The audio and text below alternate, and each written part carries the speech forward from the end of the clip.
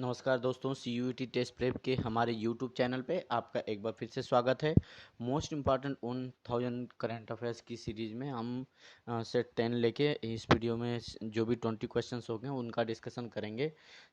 हमारे चैनल को like share subscribe करें। ये एक्चुअली में थोड़ी कुछ मेडिकल दिक्कत की वजह से हम वीडियो नहीं डाल पा रहे थे करंट अफेयर्स और भी चीज़ों का। हमने अब से फिर से स्टार्ट कर दिया है। जो भी CUET से रिलेटेड एग्ज़ाम्स हैं सब्जेक्ट्स हैं उनकी वीडियो डालना। इन्वायरमेंट की पढ़ रही हैं, कंप्यूटर साइंस की आने वाली हैं, जियोग्राफी और इकोनॉमिक्स, इन सभी की जो भी हैं वीडियोस आने वाली हैं। अब से वीडियोस कंटिन्यू रहेंगे। हमारे चैनल को लाइक शेयर सब्सक्राइब करें। और सेट 10 में हम देखते हैं कि जो भी 20 क्वेश्चन हैं उनका वीडियोस देखते हैं। ठीक, जो भी क्वेश्चन हैं उनका डिस्कशन हम अब करेंगे। ठीक है, तो सबसे पहले क्वेश्चन है कि which state has been launch student startup and innovation policy 2.0 SSIP 2.0 for the next year. किस राज्य ने स्टार्टअप और नवाचार नीति 2.0 SSIP 2.0 अगले 5 वर्ष के लिए शुरू किया है? हरियाणा, उत्तर प्रदेश, गुजरात, केरल या इनमें से कोई नहीं? इनमें से कोई नहीं। ठीक है, इसमें से कौन, इसका आंसर कौन सा हो जाएगा? ठीक है, तो इसका आंसर हो जाएगा सी, गुजरात। ठीक है, क्या हो जाएगा? गुजरात हो जाएगा। गुजरात राज्य ने ये पॉलिसी शुरू की है। ठीक है, स्टार्टअप स्टार्टअप और नवाचार नीति। ठीक है, सब गुजरात ने शुरू किया है। तो फिर अगला क्वेश्चन है कि विच स्टेट चीफ मिनिस्टर है launch on online service for verification of identity and submission of life certificate for pensioner of the state government. पूछ रहा है कि किस राज्य के मुख्यमंत्री ने राज्य सरकार के पेंशन भोगियों के लिए जीवन प्रमाण पत्र पहचान के सत्यापन और प्रस्तुत करने के लिए एक ऑनलाइन सेवा लॉन्च किया? आंध्र प्रदेश, राजस्थान, दिल्ली, ओडिशा या इनमें से कोई नहीं? तो इसमें कौन सा ऐसा राज्य है जो इस तरह की सेवा लॉन्च किया है पेंशन भोगियों के लिए? तो 182 का आंसर क्या हो जाएगा? 182 का आंसर हो जाएगा डी। डी में क्या है? डी में है ओडिशा। ठीक है, तो इसका आंसर हो जाएगा ओडिशा राज्य ने पेंशन भोगियों के लिए ये सुविधा शुरू की है। फिर अगला क्वेश्चन है कि ये फिल इन द ब्लैंक्स है, इसमें भरना है कि इसमें से क्या होगा कि किस हाई कोर्ट ने is all set to become India first paperless court? वो कौन सा उच्च न्यायालय है जो भारत का पहला कागज रहित, यानी कि उसकी जो भी कार्यवाही होगी, जो भी उसमें केसेस चलेंगे, वो सब कंप्यूटराइज्ड होंगे, डिजिटलाइज्ड होंगे। ठीक है, उसमें किसी तरह की फाइल की ज़रूरत नहीं होगी। तो 183 का आंसर क्या हो जाएगा? 183 का आंसर हो जाएगा बी। बी, केरल। ठीक है, केरला हाई कोर्ट है जो कि इंडिया का पहला हाई कोर्ट बनेगा जो पेपरलेस हो जाएगा। ठीक है, अब अगला क्वेश्चन है कि इसमें से in which state of UT Losoong Namsung is annually celebrated festival on the 18th day of the 10th month of the Tibetan lunar calendar? ठीक है, हिमाचल प्रदेश है, फिर मिजोरम है, लद्दाख है, सिक्किम है या इनमें से कोई नहीं? जो ये फेस्टिवल मनाया जाता है ना, लोसुंग, ठीक है, लोसुंग का ये जो फेस्टिवल मनाया जाता है कौन से केंद्र शासित प्रदेश में मनाया जाता है, और यही पूछ रहा है। ठीक है, जो कि 10वें महीने के 18वें दिन पड़ता है। इसमें से कौन कौन सा है वो ये पूछ रहा है।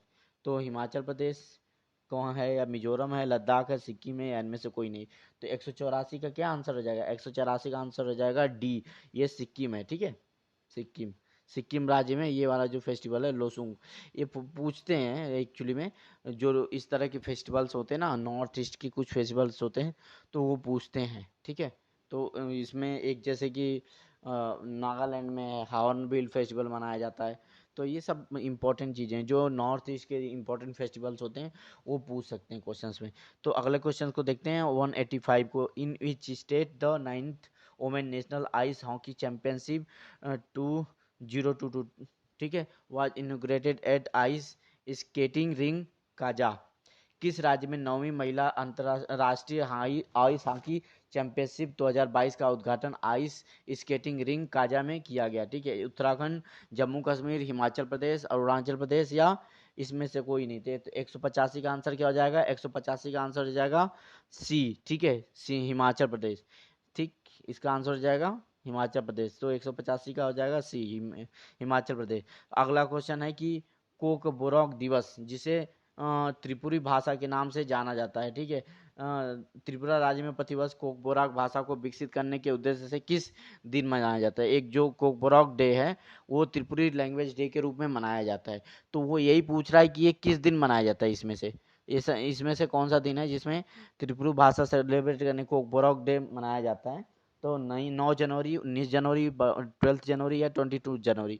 तो 186 का आंसर हो जाएगा बी। ठीक है, 19 जनवरी को मनाया जाता है, 19 जनवरी को मनाया जाता है। ठीक, अगला क्वेश्चन है कि which state government has launched India first AVGC centre of excellence animation visual effect gaming and comics. ठीक है, ये पूछ रहा है कि ये एनिमेशन विजुअल इफेक्ट गेमिंग और कॉमिक्स का जो सेंटर ऑफ एक्सीलेंस है, यानी कि वहाँ पे जो ना उसमें बहुत अच्छे रिसर्च और इस विषय पे कॉमिक्स पे या विजुअल इफेक्ट पे, गेमिंग पे, एनिमेशन पे रिसर्च सेंटर टाइप का या एडवांस टेक्नोलॉजीज के साथ पूरी व्यवस्था रहेगी जिससे कि आप स्टडी कर सकेंगे एडवांस चीज़ों की। कि इस तो वो किस राज्य में है इनमें से, यही पूछ रहा है। इनमें से कर्नाटका, उड़ीसा, महाराष्ट्र, पश्चिम बंगाल या इसमें से कोई नहीं। तो 187 का आंसर क्या हो जाएगा? 187 का आंसर ए हो जाएगा। ठीक है, क्योंकि कर्नाटका एक तरह से बेंगलुरु, आपको पता ही है कि सिलिकॉन वैली ऑफ इंडिया है, सिलिकॉन वैली ऑफ इंडिया है, क्योंकि वहाँ पे जो आईटी सेक्टर है, वहाँ पे आईटी सेक्टर बहुत आगे है। तो ये सब चीज़ें इस तरह की, ये आईटी से ही पूरा जुड़ा हुआ है, तो इस तरह की चीज़ें उधर ही मिलता है। थोड़ा सा रिलेट करना भी करने की भी कोशिश करिए, ताकि कुछ क्वेश्चन ऐसे होते हैं कि अगर आपको आते नहीं है फिर भी अगर थोड़ा सा रिलेट करेंगे तो उसके आंसर्स आपको मिल सकते हैं। ठीक है, तो अगला क्वेश्चन है कि which state become the India first LPG enable and smoke free state in the country? ये पूछ रहा है कि इन देश में कौन सा राज्य पहला राज्य है जो एलपीजी सक्षम और धूम्रपान मुक्त बना है? केरल, हिमाचल प्रदेश, मध्य प्रदेश, गोवा या इनमें से कोई नहीं। तो 188 का क्या आंसर होगा? 188 का आंसर होगा ए, हिमाचल प्रदेश ऐसा राज्य है जो कि फर्स्ट एलपीजी इनेबल स्टेट बना है और स्मोक फ्री, धुआं रहित बनाए। तो ये कौन है? हिमाचल प्रदेश है। ठीक है, हिमाचल प्रदेश। हाँ, तो अब अगला क्वेश्चन क्या है? अगला क्वेश्चन है कि which state stood first in the country in the list of the highest number of open defection free ODF plus village under स्वच्छ भारत मिशन ग्रामीण फेज सेकेंड प्रोग्राम टिल 31 दिसंबर 2021? कह रहा है कि एक्चुअली में पूछ रहा है कि इसमें से कौन सा ऐसा राज्य है जो कि इसमें से वो ओडीएफ सेकेंड के अंतर्गत ना 31 दिसंबर 2021 को सबसे ज़्यादा उसमें गांव पाए गए हैं जो खुले में शौच करने से मुक्त थे। तो इसमें से कौन हो जाएगा? गुजरात, तेलंगाना, उत्तराखंड, पंजाब या इनमें से कोई नहीं। तो 189 का क्या हो जाएगा? ये हो जाएगा तेलंगाना। ठीक है, 189 का बी, 189 का बी हो जाएगा। तेलंगाना राज्य है जहाँ पे कि ओडीएफ प्लस जो ये जो स्वच्छ भारत मिशन है, तो उसमें क्या हुआ कि स्वच्छ भारत मिशन ग्रामीण है, एक शहरी है। तो स्वच्छ भारत मिशन ग्रामीण में एक फेज चलाया, फेज वाइज चलाया गया। तो इसमें फेज वाइज में एक तो फेज वन था, अब फेज सेकेंड आया। तो फेज सेकेंड में ओडीएफ प्लस की बात करते हैं। ओडीएफ प्लस मतलब पहले तो खुले में केवल शौच से मुक्ति थी, अब जो है कि जो शौच या जो भी हमारे अपशिष्ट पदार्थ होंगे ना, उसको कैसे निपटारण करना है, उसका उसका निपटारण कैसे करना है, कि उस पे फोकस करता है ज़्यादा से ज़्यादा। क्योंकि अब तो अधिकतर राज्य शौच से मुक्त हो गए हैं, विलेजेस। तो अब उसमें जो भी कूड़े करकट और इस तरह की चीज़ें हैं, उसको कैसे हम उसका सही से प्रबंधन कर सकें, इस पे फोकस करना है। ठीक है, कि जैसे कि कूड़े के लिए व्यवस्था कर सकेंगे, लोग कूड़ा कहीं भी ना फेंकें, एक जगह हो वहाँ पे फेंके, या डेली कूड़ा घरों से जो निकलता है उसका सही से उसको सबके घरों से लेके एक ऐसी साइड पे जहाँ पे कि हम उसको प्रॉपर हैंडल कर सकें, उस तरह से किया जा सके उसको। इस ओडीएफ प्लस में इस तरह की चीज़ें कवर की गई हैं। ठीक है, तो अगला क्वेश्चन है कि prime minister of India Narendra Modi has hosted India first centre Asia summit which was attended by the president of the these 5 Asian country which is not included in the 5 of them? तो इसमें से ये पूछ रहा है कि जो prime minister of India Narendra Modi ji ने एक पहली इंडिया और सेंट्रल एशिया की समिट हुई थी, उसमें 5 देशों, सेंट्रल एशिया की जो कंट्रीज है ना, तजाकिस्तान, तुर्कमेनिस्तान, ये सब चीज़ें जो हैं, कजाकिस्तान, तो उसमें इसमें से कौन सा देश उसमें नहीं था? तो 190 का क्या हो जाएगा? 190 का हो जाएगा सी। ठीक है, किर्गिस्तान नहीं था एक्चुअली में। उसमें जो 5 देश आए थे, 5 देशों के राष्ट्रपति या प्रधानमंत्री, उसमें किर्गिस्तान नहीं था। ठीक है, 189 का, सॉरी 189 का एक्चुअली में सी होगा, सॉरी मैंने गलत बोल दिया, 189 का सी होगा, अजरबैजान नहीं था। ठीक है, अजरबैजान, इसका आंसर हो जाएगा अजरबैजान। ठीक, अजरबैजान कंट्री थी जो जिसका के राष्ट्रपति या जो प्रधानमंत्री नहीं आए थे इंडिया में। ठीक है, तो अगला क्वेश्चन है who has inaugurated the 24th national conference on e governance in Hyderabad Telangana. ये इंपॉर्टेंट क्वेश्चन हो सकता है। तो इसमें पूछ रहा है कि किसने हैदराबाद तेलंगाना में ई गवर्नेंस पे 24वें राष्ट्रीय सम्मेलन का उद्घाटन किया। अब ये भी पूछ सकता है कि जो हैदराबाद में ई गवर्नेंस की राष्ट्रीय सम्मेलन हुआ था वो कौन सा था, तो वो 24वां था। अब ये पूछ सकता है कि जो ई गवर्नेंस का हुआ था वो कहाँ पे हुआ था, ई गवर्नेंस 14वां ई गवर्नेंस पे जो राष्ट्रीय सम्मेलन हुआ था वो कहाँ पे हुआ था। ठीक है, तो इसमें से ये पूछ सकता है। तो इसमें से ये कुछ कौन थे, नरेंद्र मोदी थे या अमित शाह जी थे, अनुराग सिंह ठाकुर थे या जितेंद्र सिंह थे, या इनमें से कोई नहीं था। तो 191 का क्या आंसर हो जाएगा, 191 का आंसर हो जाएगा डी। ठीक है, 191 का आंसर हो जाएगा डी, डॉक्टर जितेंद्र सिंह ने उसका उद्घाटन किया था। ठीक, अब अगला क्वेश्चन है कि the Indian central Asia summit 2020 coincide on the, अब इसमें पूछ रहा है कि किस एनिवर्सरी है of the established of diplomatic relation between India and central Asian countries.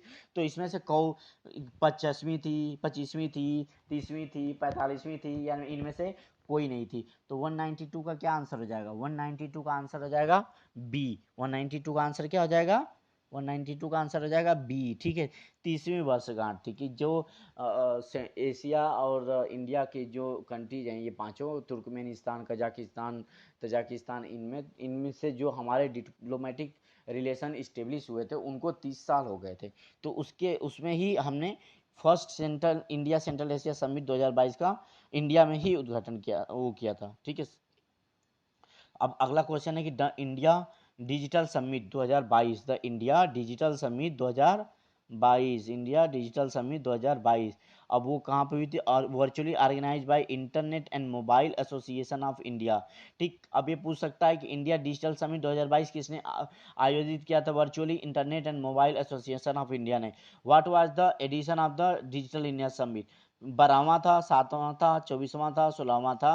ठीक, कौन सा था, तो इसने यही पूछ रहा है कि जो डिजिटल इंडिया समिट हुई थी वो जिसको कि इंटरनेट और मोबाइल एसोसिएशन ऑफ इंडिया ने वो किया था, क्या नाम है कि ऑर्गेनाइज किया था, इसकी कौन सी समिट थी। तो 193 का आंसर क्या हो जाएगा बताइए, 193 का हो जाएगा डी, 193 का आंसर हो जाएगा डी। ठीक है, 16वीं थी, ये 16वीं समिट थी। अब अगला क्वेश्चन है कि हु हैज लॉन्च द स्वच्छ विद्यालय पुरस्कार SVP 2021-22 वर्चुअली, को स्वच्छ विद्यालय पुरस्कार 2021-22 को वर्चुअली शुरू करना किसने शुरू किया था, सर्बानंद सोनोवाल ने, प्रमोद सावंती ने, नारायण राणे ने, सुभाष सरकार ने, या इनमें से कोई नहीं। तो 194 का क्या हो जाएगा डी, 194 का आ जाए डी, सुभाष सरकार ने शुरू किया था। ठीक है, तो अब अगला क्वेश्चन पे देखते हैं, what is the theme of the 16th digital India summit 2022, इसमें से थीम क्या थी कि डिजिटल इंडिया समिट 2022 की क्या थीम थी, उत्तोलन, ये क्या है, leverage, encourage, access and promote, उत्तोलन, प्रोत्साहन, पहुंच और प्रचार। फिर है कि digitally aware to grow fast, तेजी से बढ़ने के लिए डिजिटली रूप से जागरूक, super charging startup, super charging startup, make environmental business free, पर्यावरण को व्यापक अनुकूल बनाए। तो इसमें से कौन सा था एक्चुअली में, तो 195 का क्या हो जाएगा, 195 का सी हो जाएगा, ये सुपर चार्जिंग स्टार्टअप। ये इंपॉर्टेंट क्वेश्चन है, ठीक है, इंपॉर्टेंट है, इसको नोट कर लीजिएगा। ठीक है, अब अगला क्वेश्चन है कि the GST council 46 meeting was held in new Delhi under the chairmanship of Shrimati Nirmala Sitharaman. ठीक है, निर्मला सीतारमन। जो what is the GST rate has been decided to levy on the textile sector, textile sector पे पूछ रहा है कि जब जो मीटिंग हुई थी निर्मला सीतारमन जी की अध्यक्षता में, तो उसमें से इसमें से कौन सा जो रेट है वो टेक्सटाइल सेक्टर पर लगाने के लिए डिसाइड किया गया, 3%, 12%, 5%, 18%, या इनमें से कोई नहीं। तो 196 का क्या हो जाएगा, 196 का हो जाएगा सी। ठीक, 196 का हो जाएगा सी। ठीक, 5%। ठीक है, अब अगला क्वेश्चन है कि what is the theme of the digital WEF Davos agenda 2020 summit, ये भी इंपॉर्टेंट क्वेश्चन है। ठीक है, इस समिट का वो थीम पूछ रहा है, जो वर्ल्ड इकोनॉमिक फोरम का वर्ल्ड इकोनॉमिक फोरम की जो समिट होती है वो दाओस में ही अधिक हमेशा होती है। ठीक है, तो इसका जो थीम क्या थी कि state of the world, restart the world, world after pandemic, work together for the new world. तो वही पूछ रहा है कि विश्व, इसमें से कौन सी, ये थीम पूछ रहा है, ये इंपॉर्टेंट क्वेश्चन है। तो वो 97 का क्या हो जाएगा, इसमें से क्या थीम थी जो दावोस में वर्ल्ड इकोनॉमिक फोरम की समिट हुई थी, उसमें से उसकी थीम क्या थी। तो 197 का क्या हो जाएगा, ये हो जाएगा विश्व की स्थिति, हाँ, स्टेट ऑफ द वर्ल्ड। ठीक, अगला क्वेश्चन पे चलते हैं। अगला क्वेश्चन है कि the 19th meeting of the national tiger conservation authority was held under the chairmanship of, जो राष्ट्रीय बाघ संरक्षण प्राधिकरण है एनटीसीए की 19वीं बैठक किसके अध्यक्षता में किया गया था। भूपेंद्र यादव, वाई एस चौधरी, धर्मेंद्र प्रधान, पीयूष गोयल, या इनमें से कोई नहीं। तो ये 198 का क्या हो जाएगा, 198 का ए हो जाएगा। ये भूपेंद्र यादव की अध्यक्षता में किया गया था। एक्चुअली में क्या है कि भूपेंद्र यादव जो है ना पर्यावरण मंत्री भी हैं भारत सरकार के। तो एनटीसीए जो नेशनल टाइगर कंजर्वेशन अथॉरिटी है, उसकी चेयरमैनशिप बाय डिफॉल्ट एक तरह से उनके पास ही होगी, क्योंकि वो पर्यावरण मंत्री हैं। ठीक है, अब अगला क्वेश्चन चलते हैं कि the first BRICS sherpa meeting of 2020 was held virtually on the January 18-19 2022, which of the country chair the meeting 2022, India, China, South Africa, Russia, या ये साउथ अफ्रीका या रसिया, इनमें से कोई। तो वही पूछ रहा है कि जो 18-19 जनवरी 2022 को पहली ब्रिक्स की शेरपा की मीटिंग आयोजित की गई थी, उसकी अध्यक्षता किसने किया था। तो 199 का क्या हो जाएगा आंसर, इसमें से यही पूछ रहा है कि भारत है कि चीन है कि दक्षिण अफ्रीका कि रूस है। तो 199 का आंसर हो जाएगा बी, चीन ने किया था। ठीक है, अब अगले क्वेश्चन पे चलते हैं कि किस बैंक ने एक समर्पित केंद्रीकृत प्रसंस्करण प्रकोष्ठ का नाम सूर्य शक्ति प्रकोष्ठ रखा गया, जिसके मौजूदा वित्त पोषण व्यवस्था को मजबूत करने के लिए सौर ऊर्जा परियोजनाएं लॉन्च किया गया। एक्चुअली में क्या है कि पूछ रहा है ना कि इसमें सूर्य शक्ति जो सेल है, इसमें से किस बैंक ने सोलर पावर प्रोजेक्ट को के साथ एग्रीमेंट करके किया है कि सोलर पावर को बढ़ाने के लिए उसने एक्चुअली में एक स्पेशल सेल सेट किया, उसका नाम है सूर्य प्रकोष्ठ। ठीक है, क्या नाम है, सूर्य शक्ति सेल, सूर्य शक्ति सेल, ये एक तरह से इंपॉर्टेंट ही है। ठीक है, तो ये कौन सा बैंक है, आईसीआईसीआई बैंक है, या स्टेट बैंक ऑफ इंडिया है, या कर्नाटका बैंक है, या बैंक ऑफ बड़ौदा है, या इनमें से कोई नहीं है। ठीक है, तो यही पूछ रहा है कि कौन सा है। तो अब इसका आंसर क्या हो जाएगा, 200 का लास्ट क्वेश्चन है। लास्ट क्वेश्चन का आंसर क्या हो जाएगा, जो ये प्रकोष्ठ स्थापित किया गया है सोलर एनर्जी को प्रमोट करने के लिए, किस बैंक ने स्थापित किया। तो इसमें से इसका आंसर हो जाएगा बी। ठीक है, 200 का स्टेट बैंक ऑफ इंडिया। ठीक, क्या, स्टेट बैंक ऑफ इंडिया। सो आज ये 10 सेट हमारा यहीं पे पूरा होता है। और जो भी इसमें डाउट भी होगा अगर कुछ, तो आप हमें कमेंट सेक्शन में कमेंट करिएगा, हम उस आपके डाउट को क्लियर करेंगे। ठीक है, और बाकी एग्जाम से रिलेटेड कोई भी क्वेरी है आप हमसे पूछ सकते हैं कमेंट बॉक्स में, हम कोशिश करेंगे उसके आंसर को आपको देने का। और जो भी आपको कोई हेल्प चाहिए इस एग्ज़ाम से रिगार्डिंग, कोई